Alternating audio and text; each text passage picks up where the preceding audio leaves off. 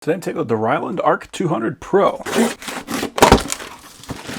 So we got our chipping hammer and wire brush. We got our working clamp that does have a copper braiding in it, so it's going to make as good a connection on this side as it would on this side. Won't have to rely on that pin in order to make that connection. And that is a standard twist style lock. We have our stinger. That is a nice strong grip on that, and I do appreciate that that is a full molded piece of copper in there instead of just a piece of stamped metal. It's going to make holding onto those rods much better. And we got the same style lock on that. We have our adapter. That is a 240 volt to 120 volts. So if you want to use this welder with a standard household outlet, you can do that with this. Sometimes we'll make it cheaper by making the 240 the male plug and the female 120. The problem with that is that somebody could plug their equipment into that and ended up destroying their equipment. So I appreciate that they made it like this.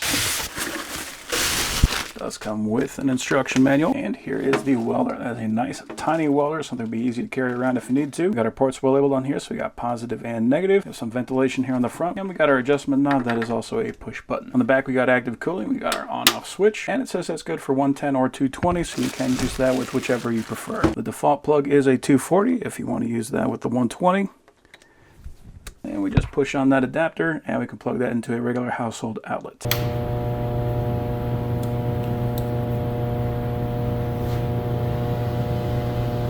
Okay, so by default we're at 100 amps. We can turn that down.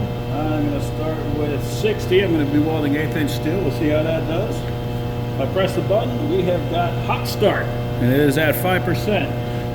So we can turn that all the way down to 0 and all the way up to 10%. So what that is going to do, it can provide you a little bit more amps at the beginning. So if you're having a hard time getting it struck, then that will kick it up a little bit. I'm going to start out with the hot start at 0. And just see if it can light up like that. And then we've also got, so we can set the time for that, 0.5 seconds, so it's going to have half a second of that extra amperage. Since we're at 0%, that's not going to matter. And we also have arc force. So arc force is the dig. You might get a little bit more spatter if you have that turned up, but if you need a little bit more penetration, then you can have that as a help. I am going to turn that down to 0. We also got a lift TIG, but we're going to keep that on stick. So we're at 60 amps with 0 hot start and 0 dig.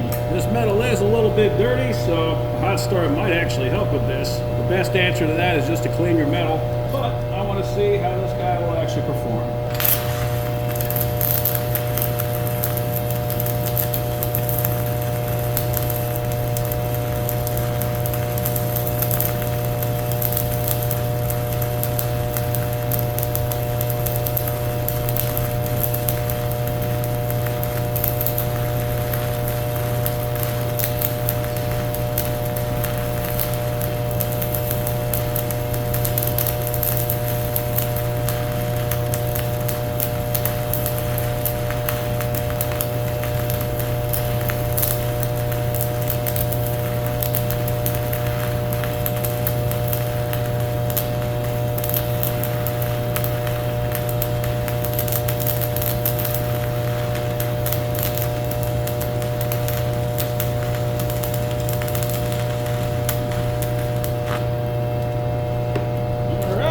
So she lit right up, no hot start needed. That guy just ran. It was definitely running hot, especially there at the end. Didn't help that I was welding right there on the edge of the plate, so it was absorbing a lot of the heat. But it ran nice and clean. So there we go. That would definitely hold some metal together. We can see it was a little bit cool there at the beginning. A way that we could avoid that would actually be to increase that hot start, or just to heat up that plate there at the beginning if we don't want to be running that close to the edge. But yeah, overall that ran a nice clean bead. So 60 amps was plenty for that 1/8" steel. But having a welder that small, it can go all the way up to 240 amps as long as you plug that into a 240 volt circuit. You can see I got that with that adapter plugged into a regular old extension cord. And with regular household current, that guy was able to perform. So overall, that is an excellent little welder.